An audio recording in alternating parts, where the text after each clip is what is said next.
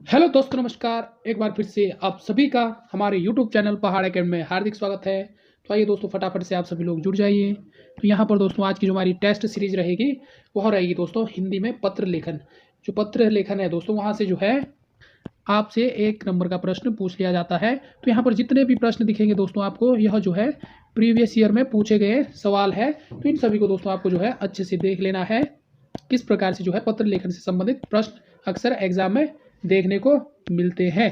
तो शुरू करते हैं दोस्तों बिना किसी देरी के साथ। पहला जो प्रश्न है कि निम्नलिखित में से कौन सा अनौपचारिक पत्र का उदाहरण है। ऑप्शन नंबर ए आपके पास दिया है, मोहल्ले में बिजली की समस्या के लिए जिलाधिकारी को लिखा गया पत्र। ऑप्शन बी है, बहन के विवाह में शामिल होने के लिए मित्र को लिखा गया पत्र।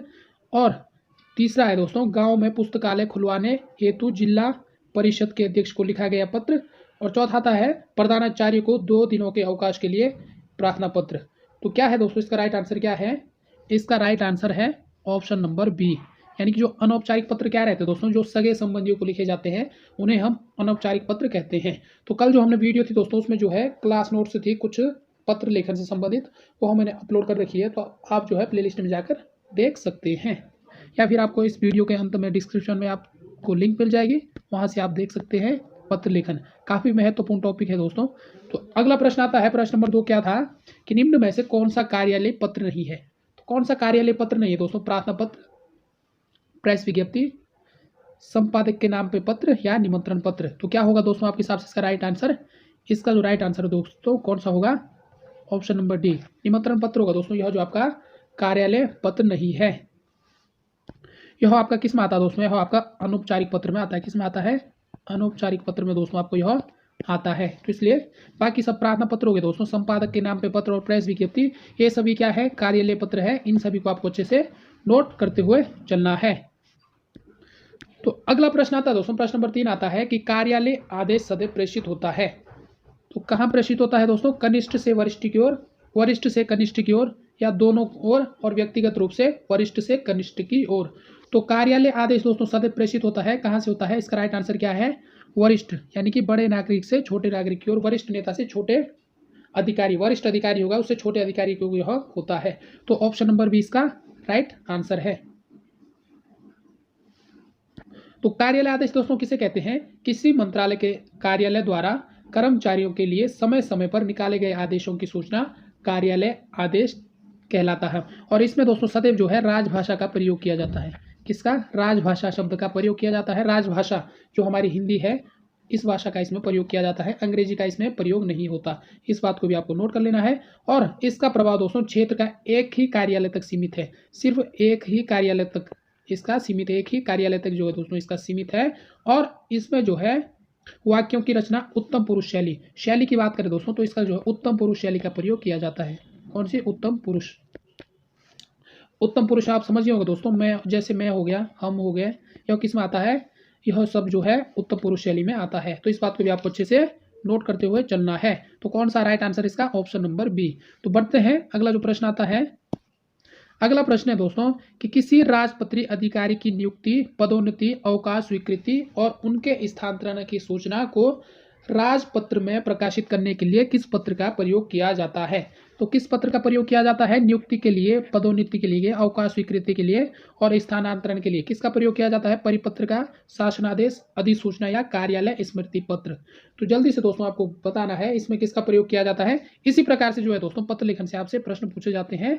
तो ये सभी जो प्रश्न है दोस्तों प्रीवियस ईयर में जो है पूछे गए सवाल हैं। तो आपको जो है इन सभी को अच्छे से एक बार देखते हुए चलना है। तो इसका राइट आंसर क्या है दोस्तों? इसका राइट आंसर है ऑप्शन नंबर सी। क्या है? अधिसूचना। तो अगला प्रश्न आता है दोस्तों, अगला प्रश्न क्या आता है कि अपने कार्यालय से अनुभव प्रमाण पत्र लेने के लिए किसे आवेदन लिखेंगे? तो किसे आवेदन लिखेंगे? तो इसका राइट आंसर क्या होगा? जल्दी बताइए दोस्तों।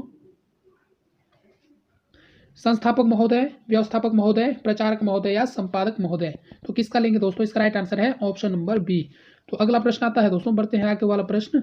अब आता है कि बस स्टैंड के पास आवारा लड़कों के व्यवहार बताते हुए उनके खिलाफ छेड़खानी के विरुद्ध FIR दर्ज करवाने के लिए किसे आवेदन पत्र लिखेंगे? तो किसे करेंगे दोस्तों? शिकायती पत्र आप किसे लिखेंगे?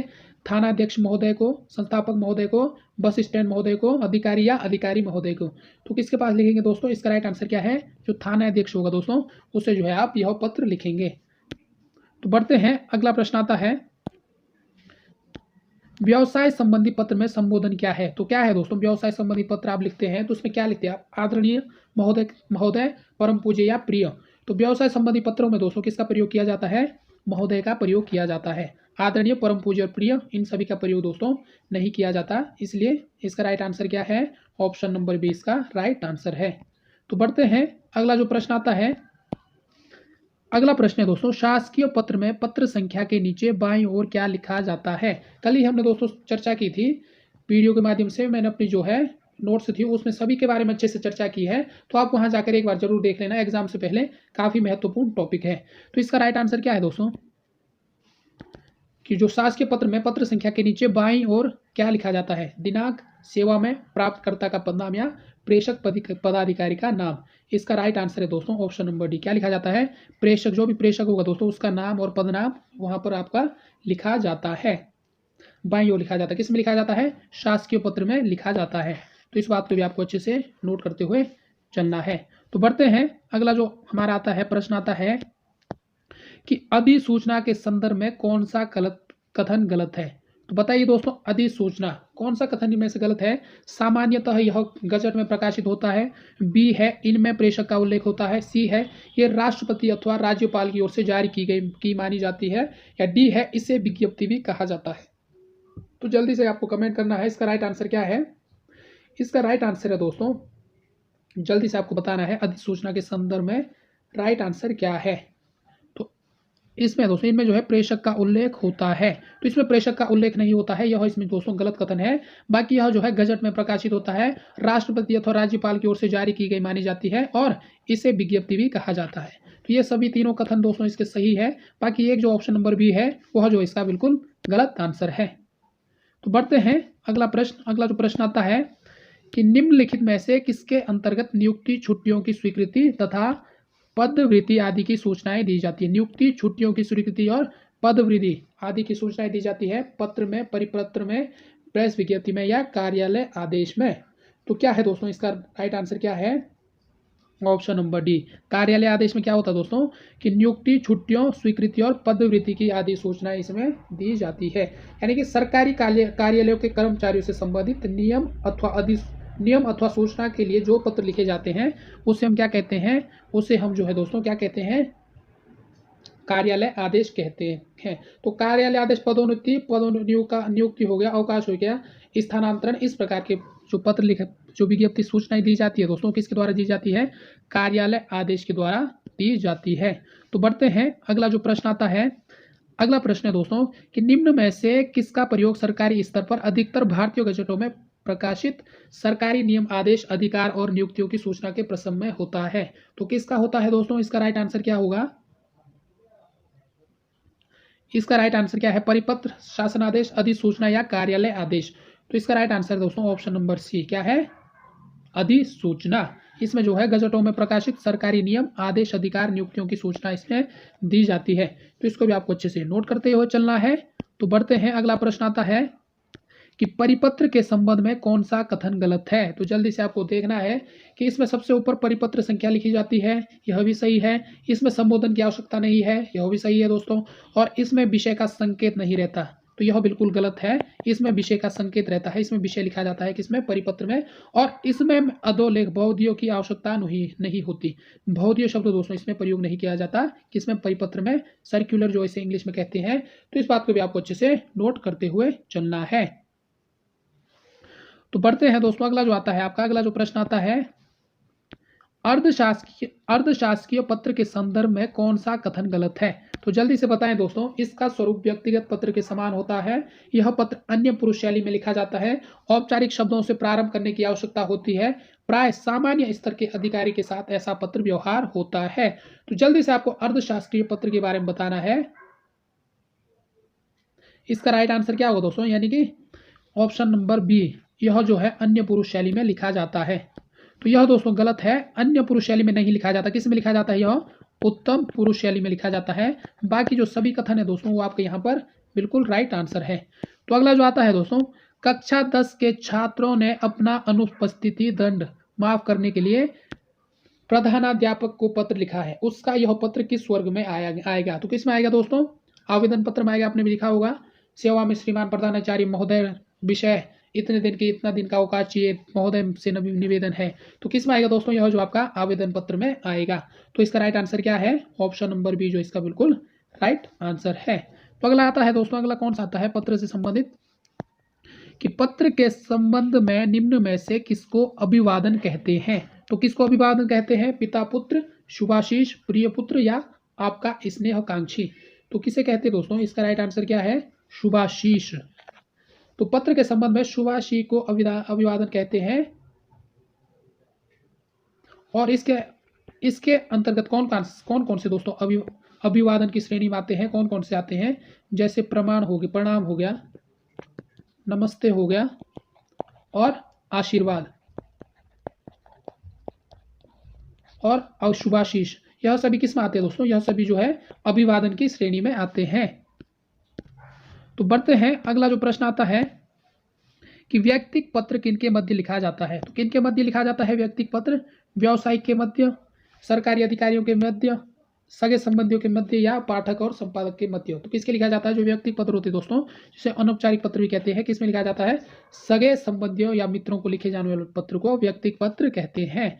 तो बढ़ते हैं, अगला प्रश्न आता है, निम्न पत्रों में अभिनिवेदन के रूप में लिखा जाता है। अभिवादन दोस्तों हमने कहा, अब अभिनिवेदन की बारी आती है। तो अभिनिवेदन के रूप में क्या लिखा जाता है? तो जल्दी से आपको कमेंट करना है, आपका शुभेच्छु, भवदीय या शुभ चिंतक। तो अभिनिवेदन के रूप में क्या लिखा जाता है दोस्तों? हमेशा भवदीय शब्द लिखा जाता है। तो इसे भी आपको अच्छे से नोट करते हुए चलना है। तो बढ़ते हैं, अगला जो आता है, अगला जो प्रश्न आता है, अगला प्रश्न आता है दोस्तों, माता पिता द्वारा पुत्र को लिखे गए पत्र में माता पिता द्वारा क्या अभिवादन करना चाहिए? तो क्या शुभाशीर्वाद, सादर नमस्कार, सादर प्रणाम या प्रणाम? तो जल्दी से दोस्तों आपको क्या करना है, जो माता पिता द्वारा पुत्र को लिखे गए पत्र में माता पिता द्वारा क्या अभिवादन किया जाना चाहिए? तो क्या अभिवादन किया जाता है दोस्तों? शुभ आशीर्वाद। ऑप्शन नंबर ए इसका बिल्कुल राइट आंसर रहेगा।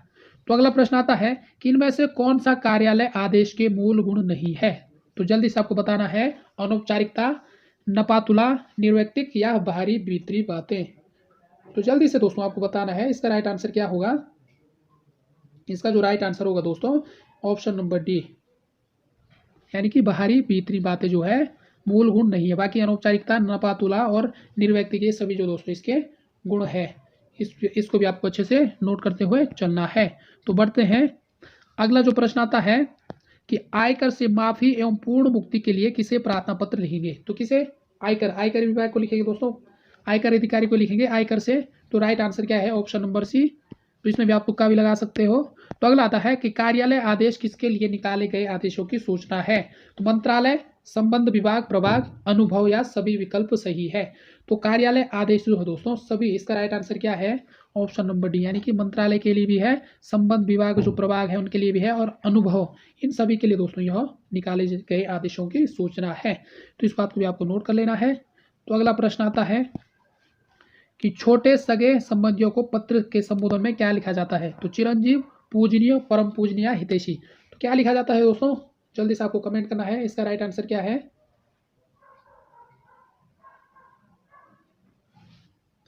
तो क्या है दोस्तों, क्या लिखा जाता है? चिरंजीव, पूजनीय, हितैषी या परम पूज्य। तो छोटे संबंधियों की क्या लिखा जाता है दोस्तों? तो ऑप्शन नंबर है इसका बिल्कुल राइट आंसर है। तो अगला आता है दोस्तों, अगला जो आता है कि व्यावसायिक पत्र के संबंध में सही कथन कौन सा है? तो कौन सा है दोस्तों? व्यावसायिक पत्र, ऐसे पत्रों में किसी विशिष्ट नियम, शब्दावली अथवा रूपरेखा की कोई आवश्यकता नहीं होती है। दूसरा आता है, ऐसे पत्रों में संबोधन महोदय, महाशय आदि शब्दों द्वारा किया जाता है। तीसरा आता है कि किसी भी कंपनी के मैनेजर से सामग्री या माल से संबंधित पत्राचार होता है। किसमें? व्यावसायिक पत्र में। तो इसका राइट आंसर क्या है दोस्तों? इसका राइट आंसर है, जल्दी से आपको कमेंट करना है, तो ऑप्शन नंबर सी। कौन सा है? सिर्फ दूसरा और तीसरा, यह दोनों दोस्तों सही है। और ऐसे पत्रों में किसी विशिष्ट नियम या शब्दावली अथवा रूपरेखा की कोई आवश्यकता नहीं है। आवश्यकता है दोस्तों व्यवसाय पत्र में इन सभी की आवश्यकता है। तो पहला आपका गलत हो जाता है, बाकी सी और दूसरा और तीसरा आपका बिल्कुल राइट आंसर है। तो बढ़ते हैं दोस्तों, अगला जो प्रश्न आता है कि व्यक्तिगत पत्र के संबंध में असत्य कथन है। तो जल्दी से आपको बताना है व्यक्तिगत पत्र, इसके अंतर्गत बड़ों की तरफ से छोटों को पत्र लिखते हैं, या इसके अंतर्गत छोटों की तरफ से बड़ों को, या इन पत्रों में सरलता और अपनी कुशलता के समाचार, या इन पत्रों में आपसी संबंध का कोई प्रभाव पत्र नहीं पड़ता है। तो क्या है इसका दोस्तों? ऑप्शन नंबर डी, इसका बिल्कुल असत्य कथन है। आपसी संबंध में दोस्तों इसका प्रभाव पड़ता है, बड़ों से छोटों को भी लिखा जाता है, छोटों को से बड़ों की तरफ भी लिखा जाता है, और सरलता और अपनी कुशलता के समाचार इसमें सम्मिलित होते हैं। तो इसे भी आपको नोट करते हुए चलना है। तो अगला जो प्रश्न आता है दोस्तों, अगला आता है कि गंदगी की समस्या से पीड़ित मोहल्ले वासियों की ओर से नगर पालिका अध्यक्ष को लिखा गया पत्र निम्न में से किस श्रेणी में आता है? तो किस श्रेणी में आएगा दोस्तों? इसका राइट आंसर क्या है? यह दोस्तों किस में आएगा? आपका शिकायती पत्र में आएगा। आप शिकायत कर रहे हो तो शिकायती पत्र में जो है इसका राइट आंसर है। तो अगला आता है कि निम्न में से कौन सी पत्र की विशेषता नहीं है? तो कौन सी है दोस्तों जो पत्र की विशेषता नहीं है? संक्षिप्तता, प्रेषक, क्रमबद्धता या विनयशीलता। तो जल्दी से आपको बताना है दोस्तों, जो प्रेषक है, प्रेषक किसी का नाम होता, पदाधिकारी का नाम, तो यह इसकी विशेषता नहीं है। बाकी संक्षिप्तता, क्रमबद्धता और विनयशीलता इसकी विशेषता है।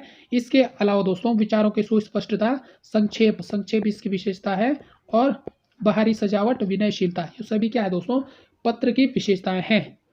तो बढ़ते हैं, अगला जो प्रश्न आता है कि निम्नलिखित में से कौन सा पत्र व्यक्तिगत पत्र की श्रेणी में आएगा? कौन सा पत्र आएगा दोस्तों व्यक्तिगत श्रेणी की श्रेणी में? जल्दी से आपको कमेंट करना है। व्यापारिक पत्र आएगा,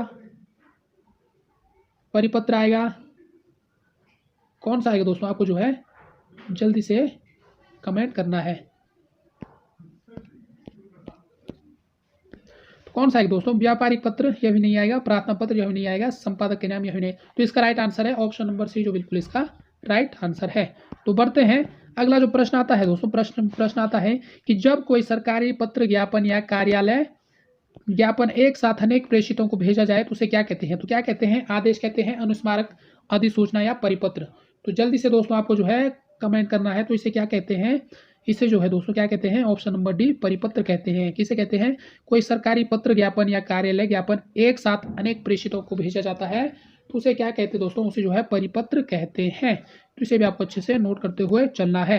तो अगला प्रश्न आता है दोस्तों कि एक विद्यार्थी को अपने स्कूल के प्रधानाचार्य को अभिनिवेदन में क्या लिखना चाहिए? तो आपका भवदीय, आपका आज्ञाकारी शिष्य, या आपका आज्ञाकारी सेवक। तो क्या लिखना चाहिए दोस्तों?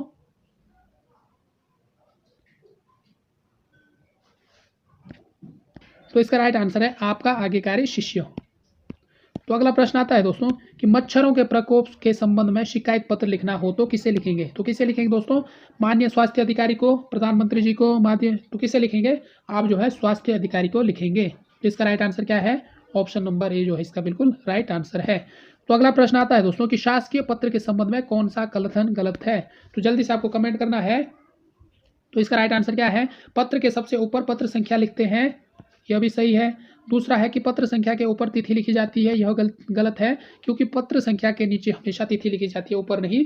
और पत्र के बाईं ओर सेवा में लिखा जाता है, यह भी सही है। और संबोधन में महोदय शब्द का प्रयोग किया जाता है बाईं ओर, यह भी बिल्कुल सही है। तो इसका गलत आंसर क्या है दोस्तों? Option number B. तिथि कहाँ लिखी जाती है? पत्र के नीचे जो दोस्तों हमेशा तिथि लिखी जाती है, पत्र संख्या के नीचे। तो बढ़ते हैं दोस्तों आगे की ओर। अगला जो प्रश्न आता है,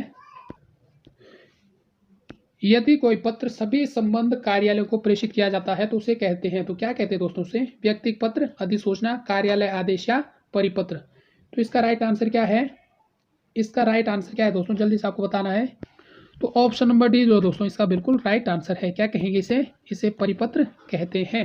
तो बढ़ते हैं, अगला जो प्रश्न आता है कि बाढ़ पीड़ितों की सहायता के संबंध में पत्र लिखा जाता है तो किसको लिखा जाता है? लेखाधिकार को, महोदय को, जिलाधिकारी को, कुलपति महोदय को, या आचार्य महोदय को। तो किसे लिखा जाता है दोस्तों? जिला अधिकारी महोदय को जो है इस प्रकार का पत्र लिखा जाता है। तो अगला आता है दोस्तों, अगला प्रश्न आता है कि किसी अधिकारी को पत्र लिखना हो तो संबोधन किया जाता है, तो किसका संबोधन किया जाता है? माननीय महोदय, प्रिय मित्र, पूजनीय या प्रिय आत्मज। तो किसका प्रयोग किया जाता है दोस्तों? इसका राइट आंसर क्या है? माननीय महोदय। और प्रिय मित्र का प्रयोग किसमें किया जाता है दोस्तों?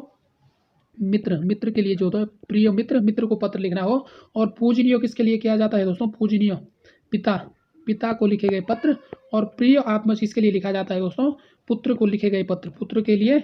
और आदरणीय किसके लिए लिखा जाता है दोस्तों? आदरणीय आदरणीय।